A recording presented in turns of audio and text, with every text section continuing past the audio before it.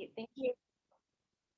Thank you so much for the wonderful introduction and the warm welcome. I only wish I could be with you in person, but given that that's not possible, I'm very glad to be here virtually. I'm sharing now a PowerPoint. Hopefully everyone can see, and you can shout if you don't. Let me just enlarge this one moment. Okay. Okay, yeah. So I'm going to be talking let me make one more little change here to avoid distracting myself. I'm going to be talking about my forthcoming book. It's kind of out. It's out in ebook already. I believe in the US and the UK. It's coming out in the US on Friday officially and will be launched in the UK in June. So I'm happy to give you a bit of a sneak peek. Okay. The future of humanity once depended on this Geneva brasserie. Or so it seemed, at least, to the young people from Russia who frequented the Café Landau in the summer of 1903. In a back room, Vladimir Lenin gathered with comrades to build a new Marxist party, while up front, Chaim Weizmann, the future first president of Israel, met with friends to lay plans for a Zionist university that would cultivate the national potential of the Jewish people. The Landau stood at the very center of Geneva's so-called Russian colony, a boisterous community of exiles that included professional revolutionaries representing every leftist party from the Russian Empire, as well as nationalists of every stripe. So we're not only talking about Zionists in these places, but also Polish, Armenian, Ukrainian nationalists and others. Russian colonies in Geneva and in other European cities sheltered several generations of activists and produced most of the illegal literature that circulated in Russia. These were the places where Russians discovered socialism, anarchism, and Marxism, and where Bolshevism was born. But the utter dominance of a very traditional brand of intellectual history in approaching these questions means that we actually know very little about the lives of these communities. Why did Lenin, a Russian Marxist raised on the Volga River, and Weizmann, a Jewish nationalist from Belarus, end up in the same cafe thousands of miles from their respective homes? And what were the results of the encounters that occurred in the Café Landau and in other places like it? These are the central questions of my book, which produces the first synthetic account of radical exile life over the last 50 years of the Tsarist regime. I argue that the Russian colonies should be seen as utopian communities whose improvised nature allowed residents to build the world they wanted to see. And I should emphasize from the beginning that when I'm talking about utopia, I'm not meaning to suggest that it's quixotic or impossible. And in fact, quite the contrary, following the Marxist theorist Ernst Bloch, I'm interested in thinking through how the dream of a perfect world becomes inscribed in praxis and expressed through the lives of living communities. I show how colony life afforded émigrés the opportunity to liberate themselves from the bonds that had oppressed them in Russia, and to evolve from merely dreaming about the revolution to actually living the revolution. And it turns out that through revolutionary lifestyles and creating revolutionary communities abroad, émigrés actually managed to prefigure the better world of which they dreamed to bring it to life. So this is an argument that is trying to broaden the purview of intellectual history, thinking about lived experience as a vital component of intellectual production. This project is very much about specific spaces and places. And as I'll argue, the peculiar demographics of the colonies, their spatial arrangement, and the contacts that they catalyzed all help to define their revolutionary potential. But at the same time, the forms of radical praxis that emerged in these colonies traveled far beyond their borders. I show how experiments born in the colonies made it back to Russia, and I'll identify several junctures at which developments abroad actually played a crucial role in forging radical thought in the country that the émigrés had left behind.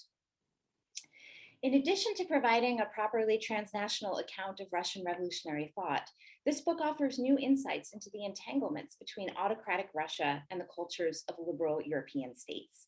And as we'll see, the colonies left some surprising and enduring marks on their host societies. Above all, this book argues for the generative power of the émigré milieu. But it also shows how the revolutionary visions articulated in the colonies evolved in unexpected and sometimes troubling ways. Ultimately, I'll show the colonies produced deep discontents that shaped revolutionary culture no less profoundly than their utopian aspirations and lifestyles. So I'm going to start by examining what it means to live the revolution in these immigrant spaces. And I'll then move on to considering the influence of the colonies in shaping politics across borders. And then I'm going to close by thinking about the unanticipated results of the utopian experiments that unfold in these spaces and how they impacted the Russian Revolution as well as the early Soviet Union.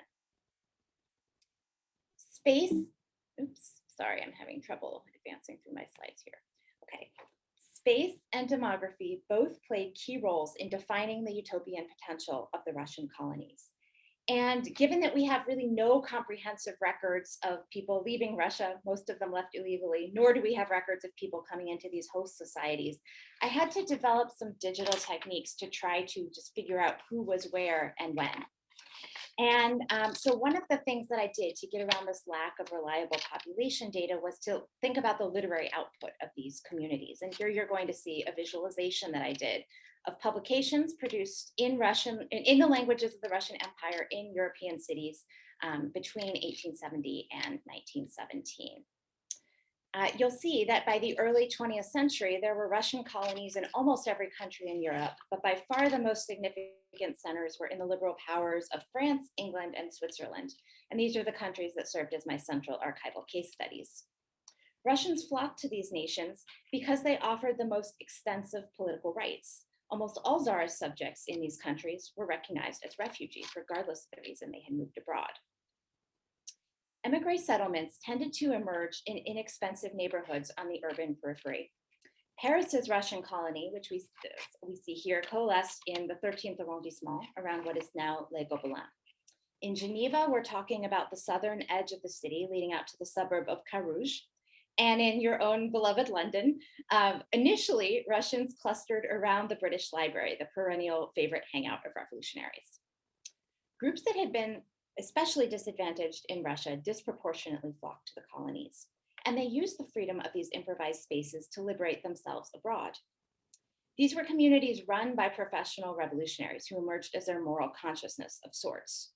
They were also full of self-professed emancipated women who pursued university study abroad. And many of these women who initially kind of move abroad apolitically to be university students end up becoming radicalized and become part of this sort of professional revolutionary contingent. Finally, the colonies were what I would call majority minority. That is to say that they were disproportionately populated by Poles, Ukrainians, Georgians, Armenians, and especially Jews. And I'll say a little bit more about this ethnic composition later. But this is just to clarify immediately that when I'm calling them Russian colonies, I mean of the Russian Empire, not necessarily ethnic Russian. So all of these groups, revolutionaries, women, national minorities, used the freedom of exile to pursue political programs. The colonies were sites of intense political organizing and agitation. But what is most interesting to me is how the social infrastructure of these places not only articulated, but in fact began to realize their values. Colony residents built a dense network of communes, revolutionary courts, mechanisms to redistribute wealth, and self-governance institutions built around justice and equity. They also founded a dense network of clubs, canteens, coffee houses, libraries, and a periodical press. And you'll see some of these sites of importance in Paris that I've been able to sort of take out of the archives. These institutions, which served all colony residents, catalyzed new encounters between men and women from different walks of life. They encouraged residents to build new solidarities and to contemplate the ways in which their individual hopes and dreams were connected. So for example, national minorities in these spaces end up not only seeking freedom for their own people, but together they consort and they begin to explore radical alternatives to imperial rule altogether. So for example, we see Ukrainians and Poles and Jews and Armenians getting together to talk about federalist solutions to sort of the nationalities question. Similarly, this project of these emancipated women ends up not being a narrow project of equal rights. Many of these women interpret their goal as revolutionizing the social order. And they do this by practicing free love, in other cases, practicing celibacy, and in general, sort of smashing boundaries between classes and sexes. And so the overarching ethos of these new solidarities was to give voice to the persecuted and dispossessed and to create a society that reflected these values. To look at the dynamics of how all of this worked, I want to focus on one emancipatory campaign that I see as especially generative in this Émigrés space, and this is the campaign for Jewish emancipation. Some 60 to 80% of colony residents were Jewish by birth, and this is precisely because Jews faced such intense repression in Russia. Resolving the so-called Jewish question became one of the most urgent preoccupations of colony life, and my account really places this question at the very center of Russian revolutionary history. But of course, there was great disagreement about how to go about accomplishing this goal. Some residents of Jewish origin gravitated to Marxism. They included Pavel Axelrod and Rosa Luxemburg, both early and influential Marxist theorists. Stringent universalists, these thinkers insisted that the liberation of any specific group necessarily ran by way of social revolution. As Axelrod put it, and I'm quoting him here, there is no Jewish question, only the social question. Zionism, which looked to particularism instead of universalism as a solution to the Jewish question, also flourished in the hothouse environment of the colonies. And here you see Chaim Weizmann with his wife Vera, who was one of those female medical students whom he met abroad. Zionists waged fierce disputes with Marxists and other political parties in the colonies. And I have an astonishing account of one particularly epic fight that happened in Bern, in which these speakers were competing for the loyalty of university students that stretched over some 60 nights. But amidst this history of enmity lurks one of interconnection and influence. Several major Zionists who were not Marxists, including Weizmann and Vladimir Jabotinsky, talk about how it was precisely their encounters with Jewish Marxists in this enclosed space of the colonies that consolidated their nationalist Zionist convictions. And so, in other words, these oppositional ideologies proved to be mutually constitutive. Encounters that occurred in the colonies also played a crucial role in shaping a third political alternative that moved between these two poles of Marxism and Zionism. And of course, this issue is even more complex than I'm letting on because there are Marxist Zionists, and we can get into the details of this in the Q&A. And this third alternative that sort of goes between Marxism and Zionism is one that I might call Jewish socialism. This path was first defined by a now obscure figure named Aaron Lieberman. A former rabbinical student, Lieberman fell in with a group that revolved around the Russian socialist Pyotr Lavrov in London in the 1870s. Lieberman challenged the long tradition of anti-Semitism in Russian radicalism, urging Russian socialists to engage more with Jewish issues and to recruit more Jews into the movement.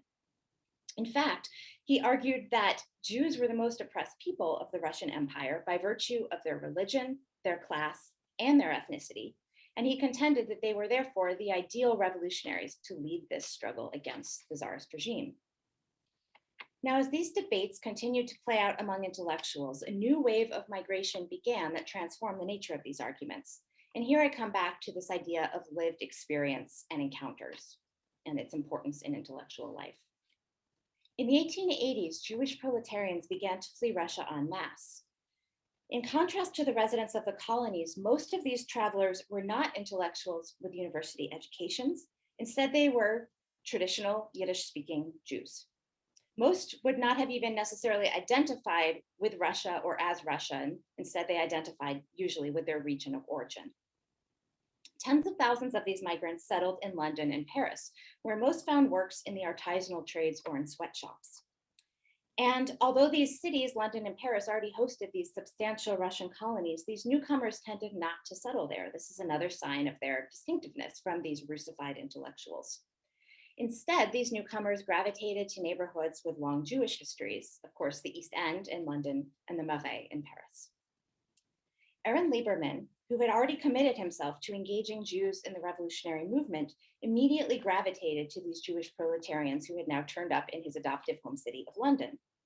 And his encounters with them encouraged his brand of Jewish socialism to evolve in new directions. He observed that Jewish workers who suffered from poverty and persecution in Russia now faced new forms of exploitation at the hands of developed capitalism in the West. According to Lieberman, this experience of universal persecution across many different settings and national contexts made Russian Jewish proletarians ideally suited to lead what he now conceived of as a truly global struggle for the emancipation of all people. So Lieberman is arguing here that the particular suffering of Jewish workers, their particular experiences, can actually be harnessed in pursuit of a much broader cause of liberating all mankind. Lieberman's insight into how the particular could inform the universal encouraged him to use a new mobilizational tactic, and that was conducting political agitation in Yiddish. This was a deeply unconventional move, since most radical intellectuals, whether Jews or non-Jews, at this point viewed Yiddish as a jargon that was unbefitted to discussing high culture or important ideas. Lieberman succeeded at organizing the world's first Yiddish-speaking workers' union in the late 70s. And by the 1880s, young Jewish intellectuals inspired by his work flooded into the East End, creating the world's first Yiddish radical newspapers, as well as a series of clubs and reading rooms. And by far the most famous and acclaimed of these was the Berners Street Radical Club, unfortunately no longer extant in East London. These institutions carried on the task of translating the concerns of Russian and Russified revolutionaries to Jewish workers, both literally and metaphorically. Revolutionaries hired unemployed workers to translate the Russian revolutionary classics into Yiddish. So this is the literal element of translation. And on the metaphorical level, these radicals encouraged the immigrant workforce to come to see the revolutionary politics of the colonies as a solution to their everyday travails. So for example, this is one of the first Yiddish newspapers produced in London, The Worker's Friend. And this article here is explaining the importance of the Paris Commune to Yiddish-speaking workers, basically saying, here's why the commune should matter to you, and here's why following its lessons and its example will solve the problems you face in sweatshops. By the late 1880s, these organizing efforts yielded their first fruit. Yiddish-speaking labor unions in London staged successful strikes against employers. The revolutionary movement that had emerged in London was the product of encounters between professional revolutionaries and Jewish proletarians that had already defied class and linguistic boundaries. It harnessed the particular experience of Jews and their cultural traditions in service of the universal emancipation of mankind through the liberation of labor. Word of these accomplishments and the publications produced in London, like this one, rapidly circulated around the world. London organizers were in very close contact with fellow activists in New York and in Paris, and exported tactics as well as publications they had pioneered in London. And here I'm shifting back. This is the same data that I showed you before about publications, but now sorted by language. And you'll see that Yiddish, here denoted by yellow, becomes a significant part of this Russian revolutionary literary production, especially in London. The rapprochement between Jewish proletarians and Russified intellectuals was extremely consequential for all segments of the immigration. Marxists, as well as non-Marxist parties, including socialist revolutionaries, anarchists, and others, began to move into Jewish proletarian districts to found their own Yiddish language newspapers, clubs, and so on. And this is a wonderful picture of this Yiddish anarchist group that I found in the archives in Paris. Gradually, proletarian Jews who had been so dispossessed in their homeland became vital participants of, and even leaders in, the Russian revolutionary movement. I have astonishing archival examples of sweated workers in London and Paris appearing at mass meetings and proclaiming their willingness to return to Russia and die for the cause. And so in essence, I'm arguing that these Jewish proletarians become, in a way, Russified abroad. In the process, the nature of Émigrés neighborhoods begins to change. In London, the traditionally Jewish neighborhood of the East End became the new center for Russian radical life, drawing in Gentiles as well as Jews from Russia. And for many, this development was the greatest sign yet of the promise of Émigrés to overcome ethnic, linguistic, and class differences, to join men and women from all walks of life in common cause. Now, the politics that emerged from the colonies were intimately tied to their dense space and to the encounters that they catalyzed between their diverse residents. But they also had a profound impact on the world beyond their borders. And here I'm moving into the second part of my talk. Although Émigrés settlements were isolated and far-flung, the circulation of texts and peoples between them knitted them into a single communicative space. Libraries in different cities exchanged texts. Mutual aid organizations emerged that spoke for the immigration as a whole. Meanwhile, colony residents maintained connections with Russia through a series of intricate smuggling networks, some of which I've been able to map out here. These spirited tens of thousands of illegal publications into the empire each year.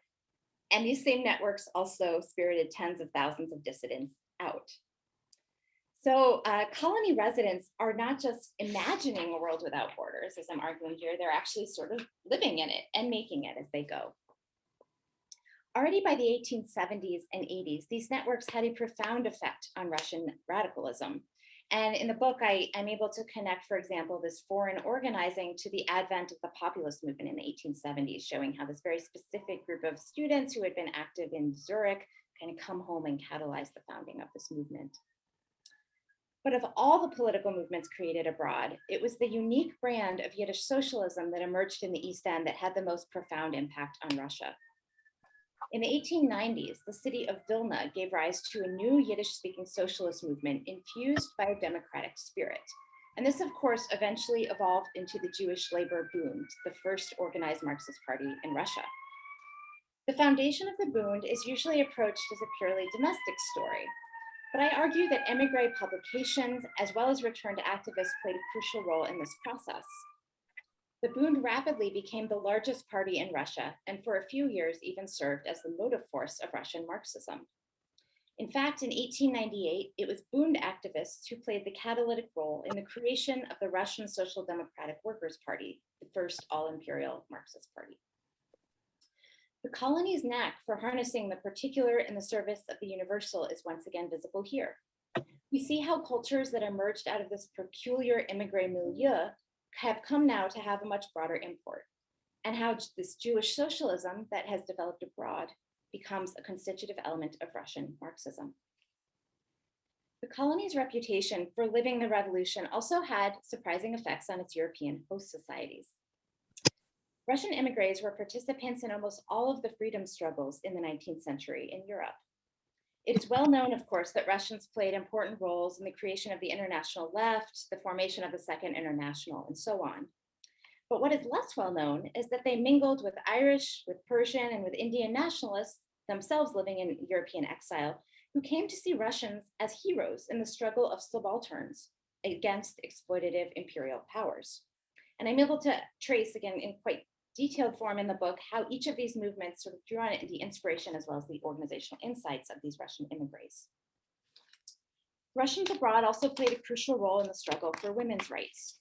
They had particularly strong connections with the women who would become the founding suffragettes in Britain, who apparently got the idea of the hunger strike from their Russian friends. The Russians had pioneered this tactic in Siberian labor camps, which the suffragettes then used very much to their advantage.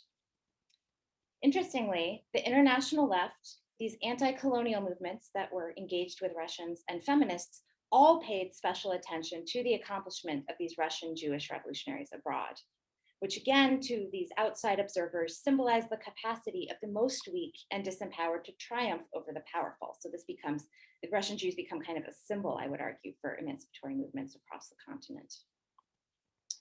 So these relationships between Russians and foreigners enacted in their own quest for freedom added to this utopian spirit of colony life. They enhanced the colony's reputation as spaces in which the powerless had created new societies and learned to operate on their own terms, and in which borders had been dissolved and systems of oppression had been obliterated from below. However, the power of these lived utopias also proved extremely fissile, for the very elements that imbued these communities with their revolutionary promise could also profoundly undermine their potential. The intimacy and solidarity of colony life bred devastating conflicts that married ideology and personal jealousies. These conflicts also facilitated the work of the Russian secret police, or Okhrana, which successfully infiltrated these communities already by the 1880s with dense networks of informants and double agents. You see some of these sort of groups mapped out on this visual here. By the late 1880s, the Okhrana had launched a new kind of attack against the immigration. This was one that aimed to defame the exiles' reputation in an effort to corrode the sympathy they enjoyed among the European populace, as well as the protections they had been granted as refugees. The Tsarist secret police office in Paris established a press agency that paid off newspaper editors to publish articles and also embedded Ochrana employees in prominent Western news outlets, including Le Figaro. I found evidence they were sort of all over the Western press. In addition, this press agency produced dozens of articles and pamphlets aimed at Western audiences, some of which you see pictured here. And these were all intended to produce panic among Western audiences. These interventions, moreover, were aided by a series of police provocations. So the Tsarist secret police actually organized bombings and assassination campaigns designed to compromise the reputation of these émigrés. Anti-Semitic conspiracy theories became a major part of this campaign against the immigration. So for example, when Jack the Ripper began terrorizing East London in 1888, Ochrana publicists were among the first to insist that the killer was a deranged Russian Jewish anarchist. It didn't help that the body of one of Jack the Ripper's victims was found outside the Berner Street Club on a night that its Russian Jewish members had gathered for a mass meeting about the promise of socialism. And I'm able to trace through the documents how this kind of fake news campaign is actually picked up and then repeated by British sources, which began to produce images like this, right? Sort of the classic anti-Semitic images of Jack the Ripper as a Jewish anarchist. So I'm suggesting here that the Tsarist secret police had cannily found a way to turn the colony's struggle for Jewish liberation into an Achilles heel. Police meddling, reinforced by effective lobbying and by these press interventions, had a consequential impact in transforming European perceptions of the immigration. As I previously mentioned, European opinions of Russians, including terroristic groups, in fact, had been actually overwhelmingly positive. They tended to be seen as long-suffering refugees. And you see this idea enacted here in this Swiss cartoon of Helvetia, the female embodiment of Switzerland, saving this German and Russian refugee from autocracy. However, by about 1890, we began to see a real change of opinions. We began to see images such as this, images of Russians as terrorists, or sometimes images of Russians as parties to a Jewish plot to destroy Christian society in both Russia and Europe. And major attacks on émigré legal rights began to follow this shift in opinion. The new external pressures that émigré society faced also intensified its internal discord. Unsurprisingly, the Jewish question emerged as the issue of greatest contention of all. The invention of Jewish socialism, which had harnessed the particular in the service of the universal, had transformed colony life. But it also led to blowback from stringent universalists among the ranks of the Marxists, who now complained that Russian Marxism had become too Jewish. Many of the founding fathers of Russian Marxism accused the Bund of trying to hijack the Marxist movement to serve their own selfish interests. And these accusations, informed by histories of radical anti-Semitism, were intensified by the very deep personal jealousies catalyzed by the Bund's meteoric rise. So Georgy Plekhanov, for example, sort of the father of Russian Marxism, argued that the Bund, and I'm quoting here, is a band of exploiters who abuse Russians. And he went on to insist that the Russian Social Democratic Party should be Russian. Axelrod, himself a Jew by birth, warned his comrades to, quote, watch their pockets when dealing with the Bund, internalizing the very anti-Semitic canards that had undergirded the Ochrana's anti-Semitic propaganda against the immigration. And bear in mind, these kind of very ad hominem attacks that I'm citing are all coming from within the ranks of Marxists. So the polemics between Marxists and non-Marxists, Marxists and Zionists are even fiercer. These conflicts spread like wildfire in the close-knit colonies, destroying long-time relationships. And by the early 20th century, the combination of these deep internal rifts and these new external pressures placed on the immigration by the police had taken a heavy toll. Consequently, the mood in the colonies turned increasingly dystopian. At this point, Lenin comes. Lenin arrives in Europe in 1900, having recently completed his term of Siberian exile. As we now know, he uses his time abroad to embark on a wholesale renovation of Marxist theory. He rejects the Marxist orthodoxy that revolution would evolve out of social contradictions, and instead insists that the revolution would be incited and guided by the conspiratorial actions of proven cadres. This entire turn of events is usually analyzed from the vantage point of the history of ideas. But Bolshevism, like previous radical movements, was also profoundly shaped by the peculiarities of this émigré milieu. Lenin's new revolutionary doctrines responded to the specific challenges that the immigration faced at the turn of the century. Lenin took universalist Marxism to new extremes, scathingly rejecting the legitimacy of any discussion about the special needs of Jews or women, incidentally. He also blamed the disorder in the colonies on Émigrés' tradition of freewheeling intimacy and their efforts to pursue emancipation from below. So his vision of a party organized from above is very much in dialogue with this kind of lived revolutionary experience from below. But even as Lenin challenged august émigré traditions, he joined previous generations of colony residents in using the improvised space of exile to build a utopian community of his own. And in fact, I argue that it's really quite impossible to separate the ideology of Bolshevism from lived experience, that again, they're mutually constitutive. Oops, sorry, had a problem, okay. The Bolsheviks withdrew from the Geneva colony to form their own private district, venturing into the center of Russian Geneva only to conduct agitation. And Lenin used this secretive inner sanctum to create the disciplined cadres of which he dreamed. The culture of this new Bolshevik community was explicitly patriarchal. Lenin's followers described him as a wise and benevolent father who set the party's path and mediated internal disputes. And I think you see this represented here in this image, the original Bolsheviks. It's not an accident that Lenin literally is twice as large as the co-founders of the party. Patriarchy was also reflected in Bolshevik gender relations. Although the first cohort of Geneva Bolsheviks included several married couples, as you see pictured here, women assumed crucial but traditionally feminine roles in Bolshevik culture. They did things like manage correspondence and cook at the Bolshevik canteen. And this was actually a major retreat from the very public roles that women had assumed in political polemics in the colonies. Finally, Bolshevik ideology was indelibly shaped by encounters with non-Bolshevik rivals encountered in these close quarters of Russian neighborhoods. The Bolsheviks used their intimate knowledge of other émigrés to discredit them. For example, Lenin reportedly compiled a dossier on the deviant sexual practices of Geneva's Mensheviks. I assume he's referring to homosexuality here. And he used this dossier to court fellow émigrés, sort of trying to get them to join his team. The Bolsheviks also effectively used this painful Jewish question as a wedge. They smeared the Mensheviks, who of course break off in 1903, as a Jewish party, noting that all but one of the Central Committee members were Jews by birth. And likewise, Lenin, following some of his universalist Marxist predecessors, smeared the Bund as a party of, quote, self-interested petty traitors.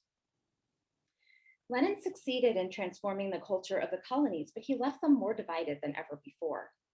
His personal attacks and provocative denunciations produced utter chaos in the colonies, leading to physical violence in some cases, as well as the dissolution of numerous friendships and even marriages.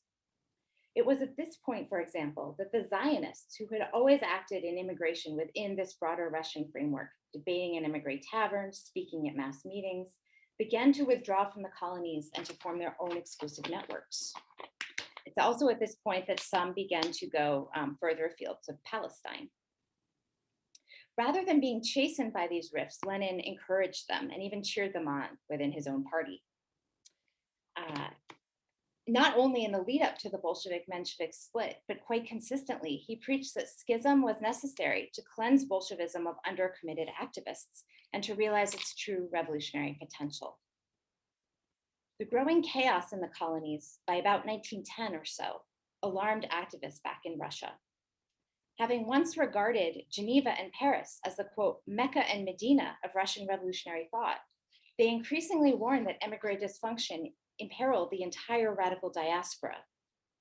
In 1911, a young Russia-based Bolshevik who went by the nom de guerre, Joseph Stalin, he's one of the first original Bolsheviks, incidentally, one of the first old Bolsheviks who does not spend extensive time in immigration. In 1911, Stalin vents his frustration at the situation abroad. Revolutionary change, he wrote, would not be made by squabbling exiles, but by, quote, practical workers in Russia like himself, men and women risking their lives, serving time in czar's prisons in exile every day. The utopian promise of the colonies was on the verge of extinction. and the pressures of the First World War further accelerated this unraveling. I don't have time to get into the details of this here, but I'm happy to talk about this further as well. But in March 1917, something utterly unexpected arrests this rapid collapse of the colonies.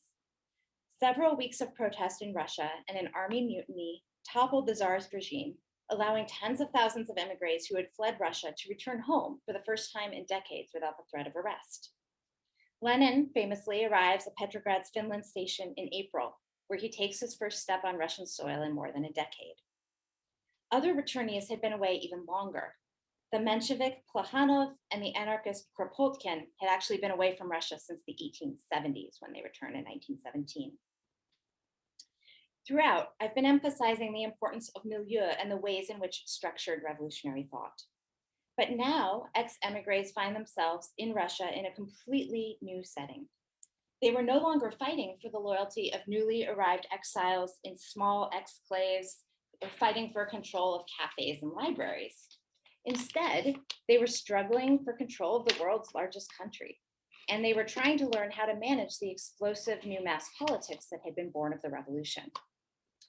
In this new setting, many returnees found themselves completely unmoored.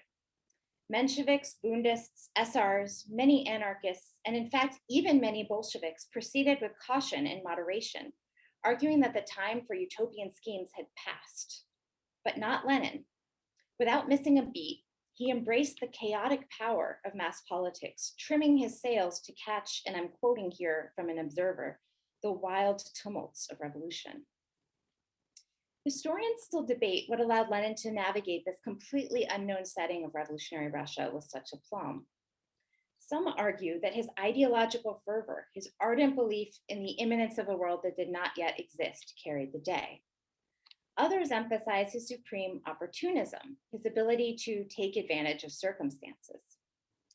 My view is that it was actually the interaction between these two elements that was important. The utopian spirit forged in immigration remained Lenin's lodestar. But in foreign exile, one of the most important lessons that he had learned, I'm arguing, is that milieu fundamentally shapes political possibilities.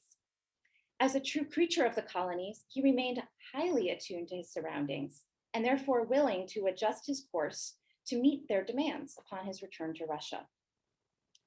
The vision of the utopian future that Lenin peddled to Russians was in large part informed by the experience of immigration.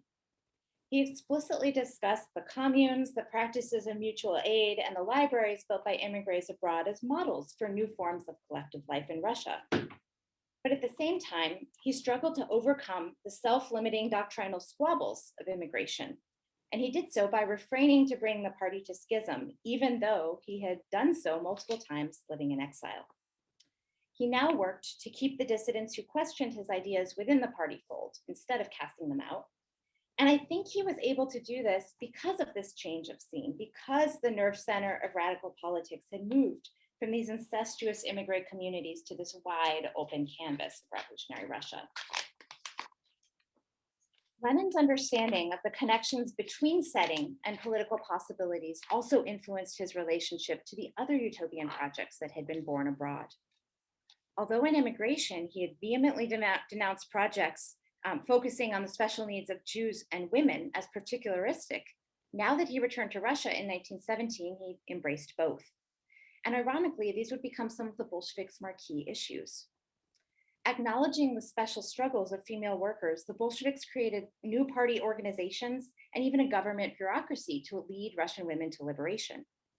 And similarly, the Bolsheviks now co-opted the rich émigré tradition of Jewish socialism, against which they had polemicized so ferociously abroad. They invested heavily in Yiddish language outreach and recruited former Bundists to join the party, even authorizing special Jewish sections of it.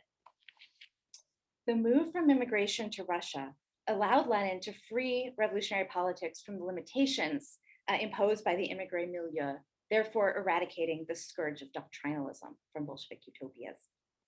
But the Bolsheviks faced another major challenge relating to the immigration, and this was how to manage their relationships with these ex-émigré rivals whom they had fought with for years abroad and had now returned to Russia to oppose the Bolshevik dictatorship. The party immediately turned to repression. As early as January 1918, the Bolsheviks began to curtail Menshevik involvement in trade unions and to harass party activists. Meanwhile, they launched a brutal assault on the Bund's organizational structure, which was fully liquidated in 1920, even as the Bolshevik Party co-opted many of the Jewish Party's organizational tactics, and as I already mentioned, prime activists. Although the Bolsheviks continued to pursue the cause of Jewish liberation under their own auspices, racialized tropes of Jewish perfidy and a remnant of these emigre wars with the Bund remained features of Bolshevik political culture. And this is a topic that I think has been explored recently very well by Brendan McGeever as well as Andrew Sloan. Historians have puzzled over the swiftness and brutality of this repression of fellow leftists. But I think that approaching these events through the framework of emigre history can help explicate their logic. The animosity between the Bolsheviks and their left-wing rivals was not only political, it was also deeply personal, informed by decades-long polemics and resentments. Bolshevik violence against leftists was also driven by a desire to foreclose alternative revolutionary paths to avoid the infighting and chaos that plagued the radical intelligentsia in exile. As we know, the Bolsheviks ultimately succeeded against the odds in building a revolutionary state and neutralizing their critics. But this accomplishment, like so many other achievements of colony life, had its own unintended consequences. The triumph of Bolshevism necessarily mandated the transformation of the party's character. It became a mass party to which millions of workers and peasants flocked, overwhelming the founding base of emigre intellectuals and their intimate networks. This trend was accelerated by the meteoric rise of Stalin, who packed the party with his own loyalists, for the most part, younger men who, like him, had barely or not at all lived abroad and had not been influenced as much by this emigre milieu. Already by the early 20s, there was a clear rift emerging in the Bolshevik Party between the alumni of the Russian colonies and the younger, more plebeian activists who surrounded Stalin. In 1922, a circle of ex-emigres, including several of the original Bolsheviks from Geneva, founded the Society of Old Bolsheviks. This group considered itself the brains and the conscience of the party and strove to preserve the collective bonds formed abroad. However, at its very first meeting, Stalin appeared to accuse the group of hoarding its cultural privilege. These conflicts intensified after Lenin's 1922 stroke and his death 2 years later, which instigated a full-fledged struggle for power within the party. A handful of oppositionists emerged to challenge Stalin's quest for power. And incidentally, the leaders of all of these movements were former emigres, including Trotsky, Kamenev, Zinoviev, Bukharin. Stalin, for his part, continued to disparage the emigre clan and the myths that one-time exiles had created around themselves. In an interview with a German journalist who asked Stalin whether he saw his lack of European experience as a liability, Stalin peevishly responded, "Not at all." He went on to explain that while he had been fighting the Tsarist regime in Russia, his emigre comrades had squandered their time in Paris and Geneva, drinking beer and having pointless fights with each other. Stalin's struggle against the former emigres, as we know, reached a fever pitch in the mid-30s.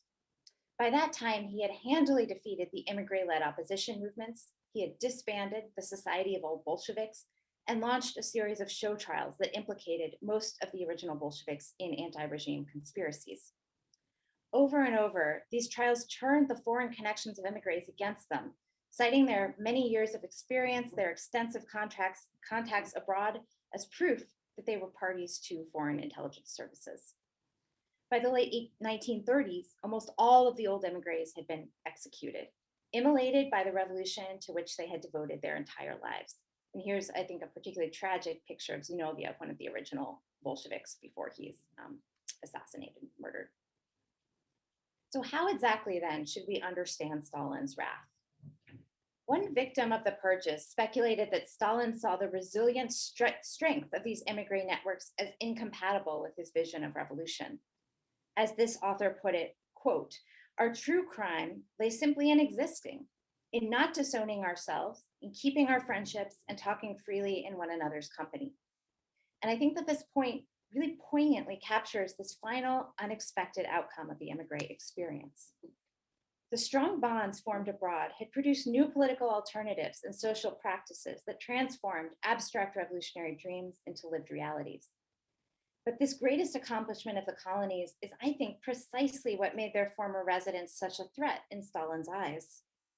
I think he feared, quite rationally, that emigre networks, which had built this new world abroad and then used this blueprint to refashion Russia, might do so once again, toppling Stalin's regime and creating their own alternative. This, then, I would suggest, is the ultimate tragic irony of the emigre experience, that the communal genius of the colonies and their utopian imagination ultimately colluded in the destruction of their former residents. Thank you. Let's stop the share. And I'm happy to take questions. Thank you very much, Faith. That was absolutely fascinating. I'm sure that we will have a lot of different questions. I'm going to invite people now to, as I said, write a question in the chat, which I can read out, or raise a hand. Why don't we try it both ways and see which works best? This is a question from Sergei. Sergei, would you like me to read your question, or shall I? Sergei says, thank you for your talk. I'd like to hear more about the relationship between immigrants and their host countries. What was the impact of the status of an immigrant in the host country on his/her activities? One may assume that, for example, Lenin's position and options in Germany were quite different from those of Luxembourg, who was a naturalized German citizen. Yeah, this is very true. And I should also say that in using this, in trying to tell this big story, of course, I faced many challenges figuring out sort of where the boundaries of it would lie and what choices I would make. And so I chose the analytic of the colonies as my central analytic, which means that I'm interested in these communities as they function within them, right? And there are certainly people who leave these communities, some naturalize, actually many naturalize, because many want to naturalize because this gives them extra legal protections. It was a little bit less true in Germany, where the German police were so unforgiving of radical activity in general, but naturalization was particularly sought after in France, where it made a real difference. And there were prominent figures. Charles Rapprochement is one that I can think of, who goes on to become a major figure in the French Communist Party. But naturalization is very much sought after. However, I should also say that sort of when people naturalize or when they integrate, many people also get just fed up with these kind of hothouse politics that I'm talking about. I mean, I think Mark Mazauer has written a really beautiful book about this, about his Bundist grandfather, who ends up becoming a respectable, bourgeois gentleman after 1905 in North London because he just can't take revolutionary politics anymore. This happens too. And so this is a significant thing, but I guess once that happens, people sort of leave my story and leave my analytics. So I haven't looked at that in detail. The final thing, though, I will say is that the politics of the host countries greatly influence the geography of the immigration too. So setting aside immigration status or citizenship status, I mentioned that these communities are very mobile and peripatetic, and they're constantly moving as legal realities move. So to give you an example, I had talked about sort of the Ochrana campaign against the immigration, and this really begins in Paris. And it also is connected to the efforts in the 1880s to create a Franco-Russian rapprochement that eventually lead to this Franco-Russian alliance signed in the 1890s. And this makes the status of Russians in France actually very perilous very quickly. And so you see in the 1890s, as soon as you get this kind of organized anti-immigrant campaign and this alliance going, the legal realities for Russian radicals change and they all move to England. But then when they all move to England, then the Russian secret police gets very involved with folks at Scotland Yard and gets very involved with the British press, and you have similar things going on there. The Tsarist secret police are very involved with the campaign leading up to the Aliens Act of 1905, and the situation eventually gets much worse for Russians living in Britain as well. And so then you see a situation where at the turn of the century, Russians had really avoided Germany and Austria if they could stand it, precisely because of the police interference that I just mentioned. But this begins to change right at the turn of the century because basically everywhere across the continent and in England as well. Everywhere the situation has deteriorated so much that in the end they sort of say, well, what's the difference? And Germany's closer to the border. So this is very much part of the story where legal realities determine where people live and how they act and where they move as well. Thank you for the question. Thank you. I'm going to read another question from Elliot Wood, who says, thank you for your talk. What was the impact on the communities such as the East End when many of the immigrants returned to Russia in 1917? Did any form of the colonies survive? Was there a rise or a decline in anti-Semitic sentiment which corresponded with this? Yes, thank you. It's a great question. And the answer to all of the questions, well, to many of the questions is yes. So to give you to make a long story short, World War I is really destructive because in the Allied nations, well, in the nations of Germany and Austria, which are of course fighting the Russian Empire, Russians who are there when the war starts are enemy combatants and they're basically imprisoned. And those in Germany, in England and France are eventually either legally harassed and arrested for their radical activities, or they're compelled to enlist in either the Tsarist army or in the French Foreign Legions or in the British Army. And many of these people are pacifists and they want none of it. So the communities become very suspect, and you see really, really intense repression basically in all of the countries, including the Allies in World War I. With this repression comes further political discord, and the communities really just began to fall apart and lose their coherence. But absolutely, in 1917, what you see is the Marais empties out, the East End. I mean, the East End has an enormous Russian Jewish population, so I don't mean to suggest that everyone leaves at this point, but a very large percentage of the radicals leave. And in fact, the British government is quite pleased when they leave because it gets rid of the rabble rousers. But anti-Semitism and sort of this Judeo-Bolshevik myth are very, very prominent when you look at them in both British and French police sources.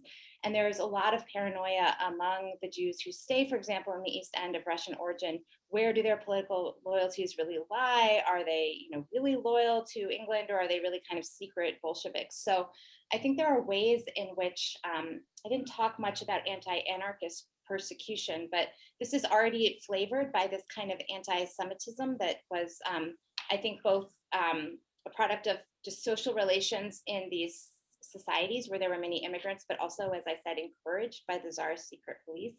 And so already in the 1890s, when you see anxiety about anarchism in Britain and France, it's very often anti-Semitic in nature. And then you see just that continuity go very much through the 1917 revolution, where it becomes the Judeo-Bolshevik myth becomes very prevalent. Thank you. I'm going to ask James Morris, who has his hand up, to unmute and put your camera on so we can hear. Hi, Faith, thank you so much for your talk. That was absolutely fascinating. And I say that in part as the descendant of a Russian Jewish tradesman who came to East London, and the British government attempted to deport because he refused to serve in the First World War. But my question really is picking up on a couple of words, one word in your title and one word that you used throughout your talk, utopia and colony. I wondered whether there were any attempts at a kind of Fourierist colony by these Émigrés communities, whether they sort of tried to move away from kind of revolution in a country and think about a utopian socialist community that is contained in some way.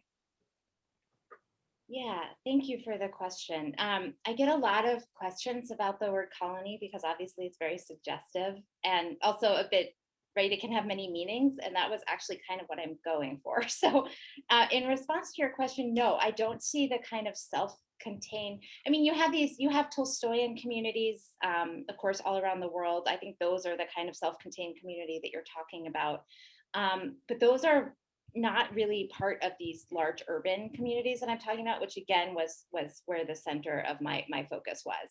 And I would say in these communities, although they're rather self-contained, the urban milieu is still very important, as I argued. But what's most striking is just their ideas about connections and crossing borders and connections with other cities and migration. They are really, I would say, an aspiration, the opposite of self-contained. They're really thinking in truly global terms. To say a little bit more about the colony terminology, though, because it is something that I play with in the book. So Russian colony is what the residents themselves call the spaces. And the word colony, as it's used here, comes from the Russian context where, as early as the 18th century, there had been Swiss settlements or German settlements in Russia, and they often called them the Swiss colony or the German colony. So it was denoting kind of this exclave, this cohesive community of foreign settlers. So this is where it comes from. But as the story goes, the question of colonies and colonialism also becomes very much part of the picture. And so I'm also playing with the ways in which the experience of these people in these colonies in Europe, not in the traditional colonial sense as I began, but actually brings us into these debates about what it means to be a metropole and a colony, and what it means to be politically subjected or free. And so I argue that actually the kinds of alienation, and I think the emotional arc is important here, the great hopes invested in Europe that you see in the beginning of my story, and then the real alienation that we get by the time Lenin comes, including, by the way, alienation from the European left, which is seen as kind of like sellouts and fake leftists. I mean, this language is always there among Russians. I'm arguing that this actually feeds into this early anti-colonial thought that we see from people like Lenin and the other Bolshevik thinkers, along with their contacts with anti-imperial, anti-colonial activists who are themselves living in exile in Europe. So that's the trajectory of that term as it plays out in the work. Thank you. I'm going to read a question here from Anya Eisman to everyone. Thanks so much for your fascinating talk. Could you talk more about your framing of the project? You used the term prefiguration and mentioned Bloch. How would you describe the philosophical and theoretical premises of your project? And I'll just read another question that's come up, that's all right. From Kenyon Zimmer. Thank you for the great talk. Did some of these transnational connections persist in the Soviet period? And if so, did they play a role in aiding or opposing left-wing anti-communists who fled abroad? Yes, thank you. Hi, both Anya and Kenyon, and thanks for your great questions. So to Anya's question, yes. So one of the things that's maybe peculiar about this project, and again, it took me a while to commit to this approach, but in the end, I was glad that I did, is the kind of intellectual promiscuity, right? So, and what I mean by that is often people are interested in Marxism as a movement, or anarchism as a movement, or socialist revolutionaries. And I'm interested in actually the kind of the ways that they interact with each other. So I would say that kind of promiscuity also inflected my own intellectual framework, which I think is drawn from both Marxist thinkers and from anarchist ideas of prefiguration. So absolutely, I take prefiguration and the idea of prefigurative communities, which is absolutely how I would characterize these colonies as, a kind of deep anarchist genealogy, and I engage with that. But I think that there are ways in which that's consonant with Ernst Bloch's theory, which I mentioned, which is that utopia is not sort of like a distant ideal. It's about a praxis and getting there in everyday life. And so while he's coming at this from a Marxist viewpoint, I think it's one that is nevertheless consonant with this idea of prefiguration. So that's the central sort of philosophical framework that I use. Kenyon's question. Yes, that's actually a big part of what I'm arguing for the Soviet period, that these people go back to Russia, of course, but these European connections, for better and for worse, never go away. So a big part of what's going on when the Bolsheviks and Mensheviks are fighting in, say, 1917 to about 1921 is really they've both been deeply steeped, particularly in the German Social Democratic Party, and they have many friends and allies and fellow travelers in Germany, and they're really sort of, I think, showing off and fighting for control, who who will win the support of these German social democrats and international social democracy. So they literally, I think it's 1921, or it could be 1920. There's a conference in Halle where both some Mensheviks are already living in Germany in exile, and then Zinoviev comes to give his speech, and they're both basically fighting for who's the real Marxist and who rightfully can claim the legacy of the entire movement, going from the Paris Commune to the revolutions that have been happening across Europe and this kind of stuff. So I think the foreign stage is something that all the parties are very conscious of, and certainly both Bolsheviks and anti-Bolsheviks on the left are leveraging their foreign connections. And in the end, the sort of the Menshevik viewpoint, the Mensheviks go into immigration in Germany, and I would say that their viewpoint becomes sort of the standard in in German social democracy, with Kautsky's break with the Bolsheviks and so on. But those connections are absolutely crucial to all of them in navigating this dispute through the 1920s and into the 1930s. Great, thanks. We have some more questions here. This is from Sarah Young. Thank you for a wonderful talk. You mentioned the Zurich colony and its influence on the form Russian populism took in the 1870s, 1880s. Can you say something more about that? Yeah. Question from G. Leslie. Was there no attempt by the Émigrés community to contest the false allegations made in the press about them, either as bombers, assassins, or Jack the Ripper accusations at any stage, especially as you said that initially there was much sympathy?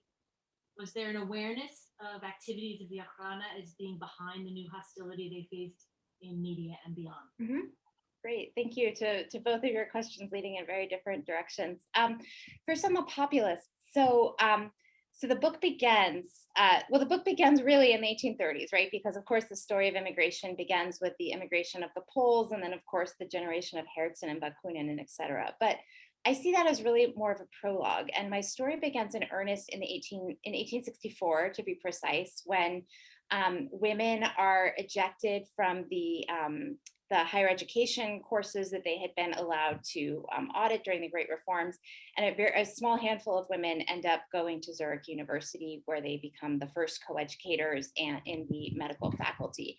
And behind these few pioneer women, you get about 500 Russians who move to Zurich to become students, and then you also have these sort of circuits of revolutionaries by that point fleeing the Paris Commune, and they go to Zurich too, which becomes this brief but very intense center of Russian life.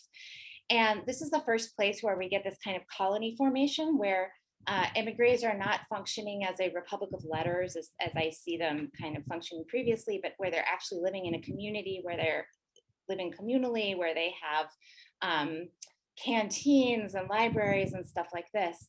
And what I found, what was really astonishing when I started looking into this community that also had this very strong ideology of women's emancipation because of these female medical students, the movements that you began to get in Russia in the late 60s and around 1870 are all just incredibly influenced by what happens in Zurich. And in fact, many of them have gone to Zurich and watched it and are trying to emulate it. So for example, Tchaikovsky, the Tchaikovsky Circle is basically emulating what these students are doing in Zurich with the communes and the libraries and the publishing endeavors.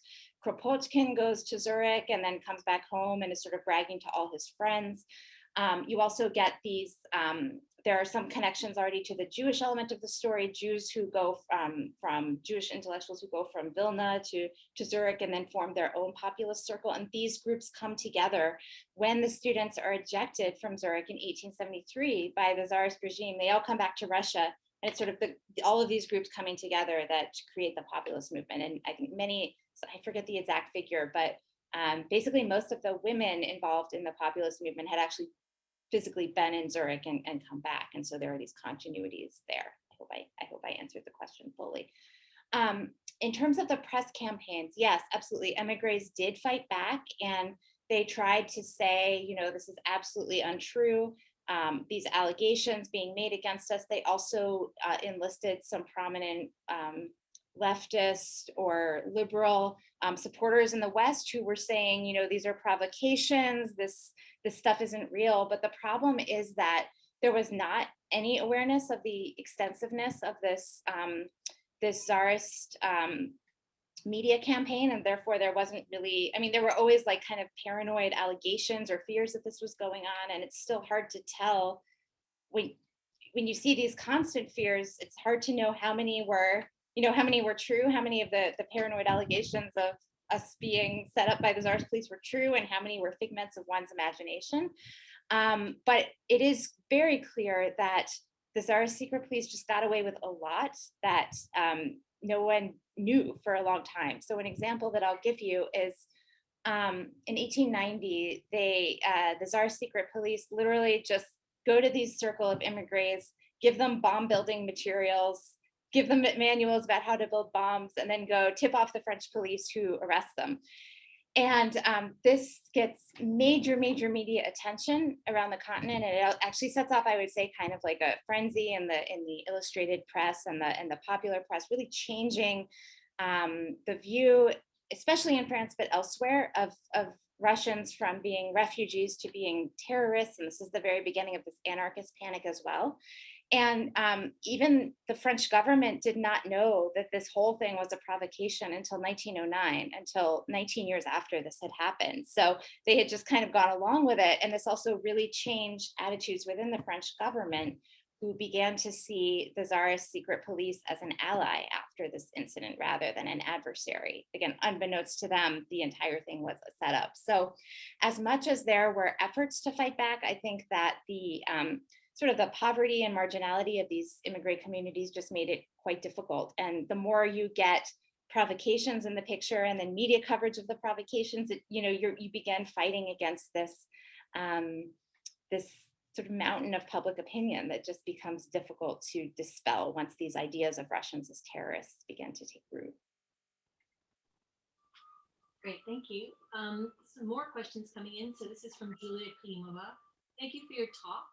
I'm wondering if there was any dialogue across the different Émigrés groups coming from different political positions abroad. And then another I'll read. Thank you for your wonderful talk. My question is related to how these colonies were sustained economically. Does intellectual labor suffice? No. Does intellectual labor suffice, particularly for the early exilic radicals? Does the need for funding foster direct connections with clandestine oppositional circles within the Russian Empire, which might collect donations or taxes to support exilic activity? Or does it lead to the compromise of the position of some radicals vis-a-vis the Russian state, accepting stipends in return for toning down their rhetoric, etc.? I'm really Thank you. Before I begin, we started having, I have a window open and there's a kind of Chicago windstorm that has suddenly begun. Can you hear me okay? Or is there's not too much interference? Okay, good. Okay. So the first question, there's one of the major premises of the project is that all of these groups are in contact all the time, and that there aren't these strict ideological boundaries. There are also, people are switching sides all the time, people are defecting all the time. And even when you think of these oppositional groups, engaging in close contact, I think that they kind of, the reality of their conflict actually defines the positions of the two groups. And you see this really, really clearly in the Bolshevik-Menshevik split, where these ideas of sort of like the Bolsheviks as hard and the Mensheviks as soft, and the Bolsheviks as more masculine and the Mensheviks as more feminine, and again, as I mentioned, as more Jewish. This opposition is actually really crucial to defining, and the encounters that are happening are really crucial to defining the two sides. And Lenin is very consciously using these encounters to sort of define himself against other teams. He's also looking at European social democrats and defining them as weak and feminine. So a big part of the project is just looking at these dialogues across ideologies, not just within Marxism, but also between, as I said before, Marxists, Zionists, socialist revolutionaries, kind of responding to what other groups are doing, that they're in this close dialogue. Toygan's question. So the economic underpinning is really interesting, and it kind of changes over time. So the very first generation of exiles, of course, are people like Herzen and Bakunin, are landed nobles who, can support themselves, although they get into trouble when the czarist regime tries to mortgage their estates and things like this. But as the story goes, these communities don't have much financial backing. There are examples where they're able to recruit, someone's wealthy uncle in Russia is a secret revolutionary and is underwriting this revolutionary press. You have examples like this, but many of these intellectuals end up working in somewhat proletarianized professions, which is actually quite interesting, and I argue is also really important in their thought. So an example that I'll give you is Pavel Axelrod, who I mentioned in the talk, is a great Marxist theorist, but is constantly, he has a family abroad and he's constantly struggling to keep them afloat. At times, so here's where the women come back in. Often the wives of these men are much more financially productive. For example, Axelrod's wife is a doctor in Switzerland, and she's able to make a living and to support the family. And this is a somewhat typical story. But eventually she's even having trouble. And so Axelrod ends up, he first works as a banister polisher, and then he gets fired. And he eventually ends up working as a kefir maker. He opens a kefir factory that actually weirdly becomes quite successful. But there are examples like this where people are just constantly always struggling to keep themselves afloat. The Bolsheviks are, you have examples of them working as tutors, for example, to wealthy families. Others of them work in industrial labor, and they're also subsisting by sort of getting, well, in the case of England, there's a prominent industrialist who actually funds, I think it's the Fifth Party Congress in London, and they promise to pay him back, and then they just run away with his money. So there's also this expropriation and just sort of ripping people off and stuff like this too. But it becomes a constant struggle to survive. And I think for at least Axelrod, his descent into poverty and his engagement with these more proletarian fields of work are important in thinking through how he thinks about capital and about intellectual production and things like this. Thanks. Let's have a break. Firstly, Faith, thank you. This is from George Bolton, sorry. Firstly, Faith, thank you so much for your wonderful and fascinating talk. I just wanted to ask you about other Émigrés identities and exile communities on the continent and in the UK and elsewhere. In your talk, you, of course, focused on Russian, Polish, Lithuanian, Ukrainian, Georgian, Jewish, and Armenian, etc., communities and voices. However, I wanted to ask whether you could talk about other identities, peoples, and Émigrés communities from the Russian Empire living in mainland Europe. Did you research other ethnic and Émigrés groups as well? And can you talk about these? Did dialogue and interactions exist between these exile groups, or were these Émigrés groups often in conflict owing to conflicting politics and ideologies? Right. So I'm not sure, you could clarify if I'm misunderstanding. I'm not sure if the question is asking about other groups from the Russian Empire or about relations with other exile groups. The major Russian groups, so you get sort of like a broad representation of people from the empire, but the major groups that move abroad are the ones that I mentioned. So there's Georgians, Armenians, Ukrainians, Jews, and Poles. There are also, by the turn of the 20th century, you get substantial communities of people from the Baltic nations, Latvians in particular. But I guess in getting into these groups, and some of them I was just limited by language. So I don't read Armenian or Georgian or Latvian. So I was sort of, those groups ended up not being at the focus of my inquiry simply because they're producing all this stuff in their native languages as well as in Russian or in their indigenous languages that I simply can't access. So I sort of stuck to the groups that I knew and that I could work with the sources, but they were also the groups that were better represented in the immigration to begin with. I haven't encountered, for example, people from Central Asia. There are many Siberians in exile, and some Siberians in this period think of themselves as a distinct ethnic group, but I haven't encountered, I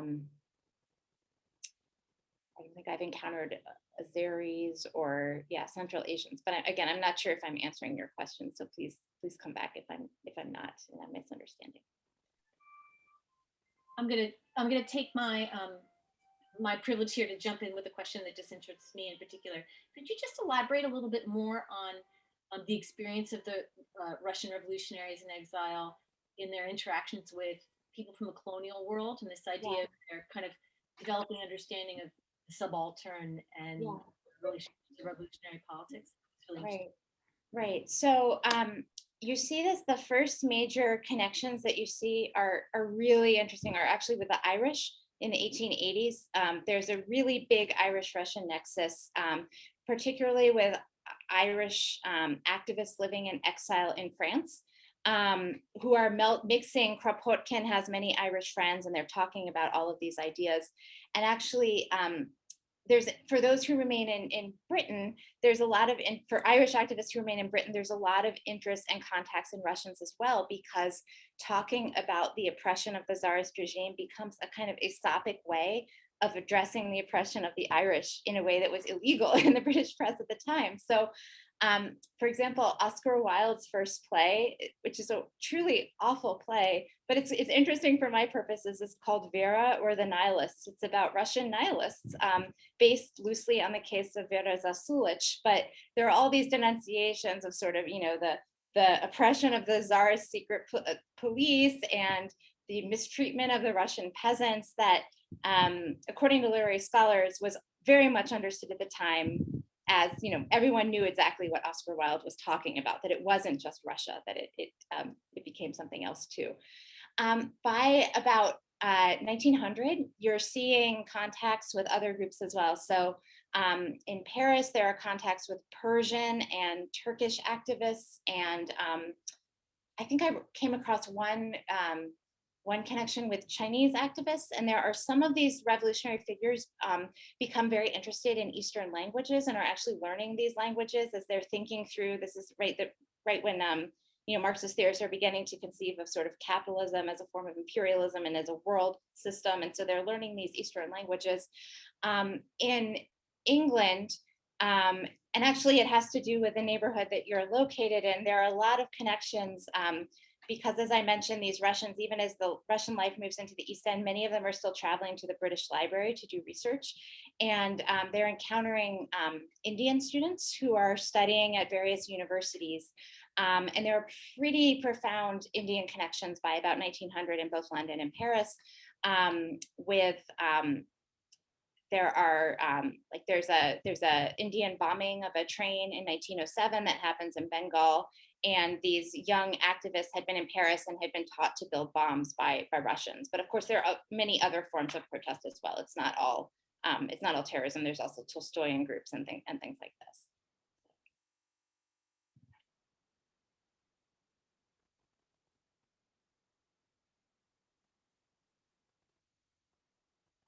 Oh, I think you're muted. I muted myself, sorry.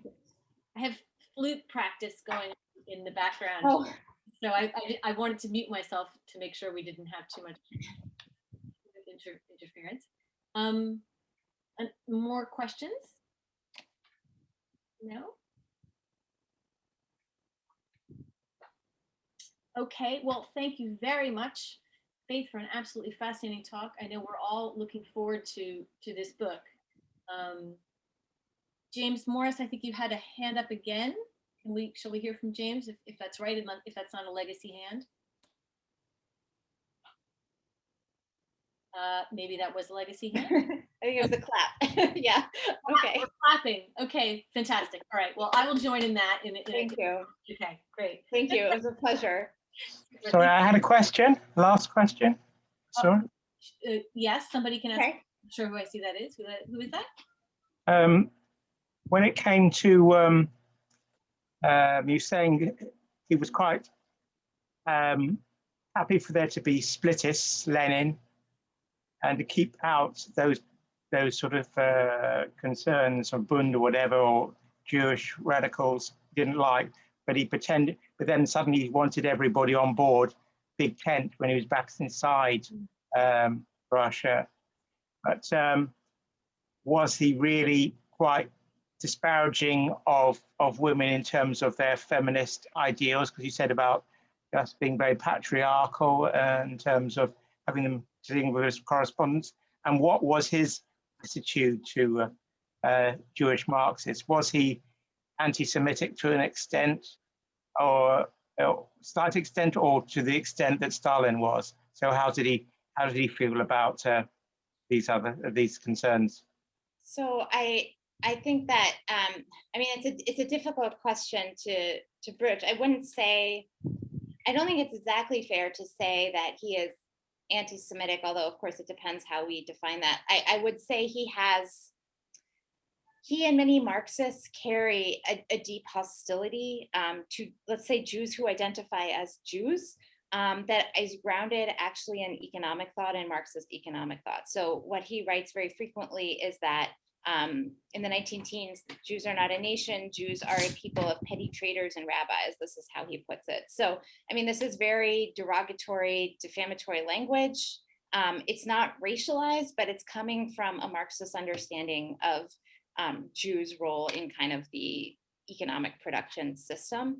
I think a big part of the problem that he has too is that with the Bund is that it's essentially decentralized, separatist, as he would say, but there are of course ways in which denouncing its separatism then turns into these anti-Semitic tropes of the cabal and self-interest and things like this. So if you're interested in knowing more on this, there's a really, really good book that came out on this by a London-based scholar, Brendan McGeever. So I would call the Russian Revolution and Anti-Semitism or something like that.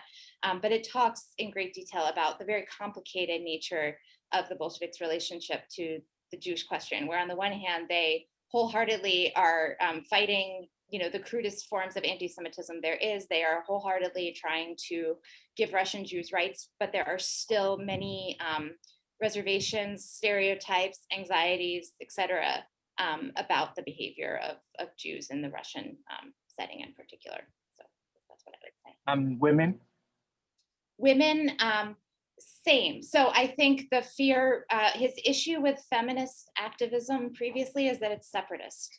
And he fears that basically any discussion of the special needs of women is just going to break the Marxist bloc apart. He says the way to liberate women is to bring on the Marxist revolution. We don't need to talk about the special needs of women. I think that his change of that is pragmatic and is essentially a concession to realizing that he needs to, bring in all of these different groups. And I think basically he I think you put it, the big tent, like he just says, we're going to liberate everyone and we're going to give everyone what they want. And this is how we're going to bring them together. So, yeah. Great. Thanks very much. I think we're going to leave it there. Thank you. Appreciate everyone coming tonight. And thank you again, Faith, for an absolutely fantastic talk. Thank you so much. Lovely being with you. Have a good evening. Goodbye.